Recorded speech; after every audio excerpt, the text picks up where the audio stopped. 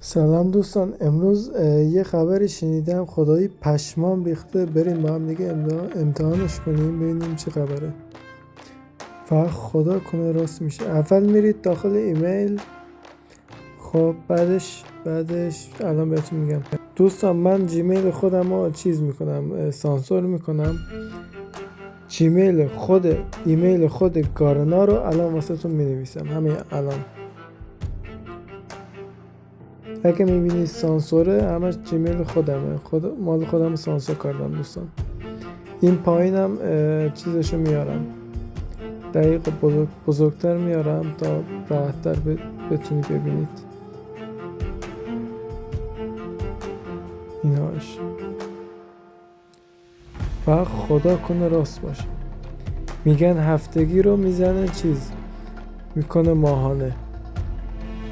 اینجا دوستان ببینید شما هم حتما همینو بنویسید، چیز دیگه این اضافه نکنید. همینو بنویسید، فقط یه تشکرم بکنید، یه گلم بفرستید واسش که اینجوری یه تشکری ازشون کرده باشیم.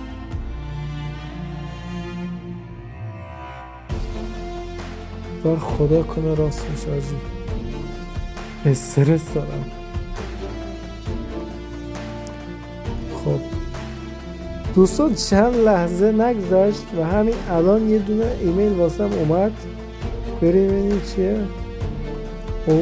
بذار همش رو بخونم. دوستان من استوب کردم، همش هم خوندم و میخوام ریسک کنم. میخوام یه دونه هفتگی بخرم ببینم ماهانه واقعا ماهانه بهم میده یا نه. فقط خدا کنه راست بشه آجی. خدا کنه راست بشه. دیگه من امتحان میکنم که شما ببینید دیگه. بریم اول تو سایتش. حاجی هفتگی چقدره؟ 150 تومن حاجی. خدا کنه راست باشه حاجی. اگه راست باشه به خدا به بچه های گیلدم یه دونه 100 تا جم میزنم، قرعه کشی میکنم. دوستان اینجا شماره رو می نویسم، شرمنده من اینجا سانسورش میکنم دیگه. اینجا حریم خصوصیه دیگه، خودتون میدونید دیگه. اینجا رمز عبور از ما میخواد که اومدش. به وایسی بزنم.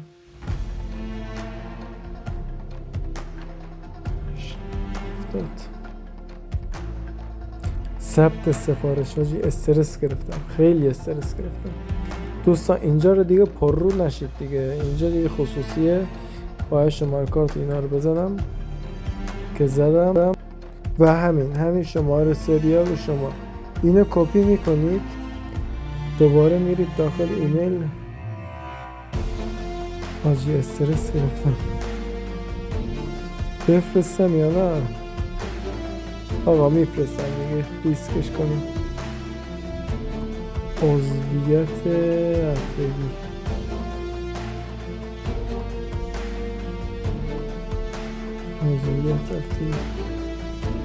بسم الله الرحمن الرحیم.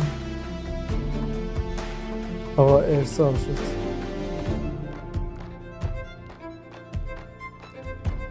یه لحظه بایستید.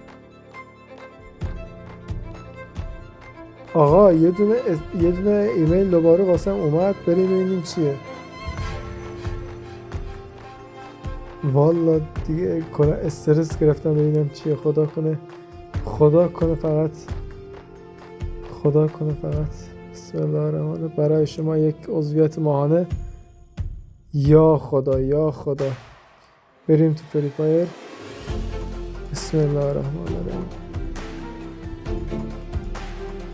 خدایی اگه راست باشه حاجی. پشمام حاجی چی نمیدونم اصلا چی بگم، زبونم گرفته. ماهانه اومده واقعا. آقا دمش گرم گاران عزیز. دم همه تون گرم بچه اینو واسه همه دوستاتون ارسال کنید که اونا هم با یه دونه هفتگی صاحب یه ماهانه بشن.